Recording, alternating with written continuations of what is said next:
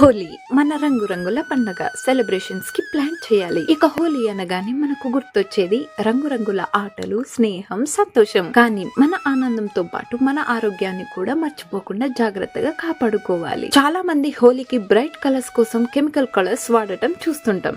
ఇవి స్కిన్ కి irritation, allergies మరియు హెయిర్ డ్యామేజ్ ని కలిగించే అవకాశం ఉంది. అలా కాకుండా ఈసారి హోలీని సేఫ్ గా, హెల్తీగా సెలబ్రేట్ చేసుకుందామా? అదే ఎకో ఫ్రెండ్లీ నేచురల్ కలర్స్ తో. నేచురల్ కలర్స్ ని మన ఇంట్లోనే ఈజీగా తయారు చేసుకోవచ్చు. అది ఎలాగో చూద్దాం. బ్రైట్ ఎల్లో కోసం పసుపుని వాడచ్చు, కానీ నేచురల్ టచ్ కోసం బంతి పువ్వులను డ్రై చేసి పౌడర్ చేయండి.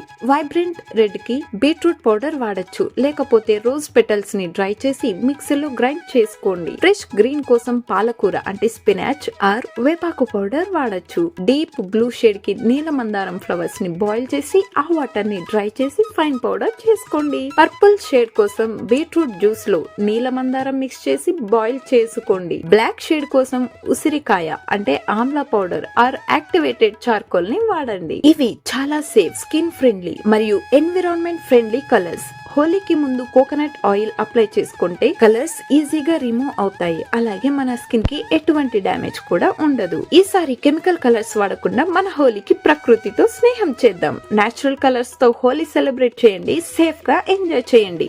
ఏముందులే అందరూ చెప్తారు, ఎవరు పాటించరు, మనం ఎందుకు పాటించాలి అని మాత్రం అనుకోకండి. ప్రారంభం మనతోనే మొదలవ్వాలి, మార్పు మనతోనే మొదలవ్వాలి అని అడుగు ముందుకు వేయండి. ఈ హోలీని సేఫ్ గా, హెల్తీగా ఫ్యామిలీతో, ఫ్రెండ్స్ తోటి సెలబ్రేట్ చేసుకోండి.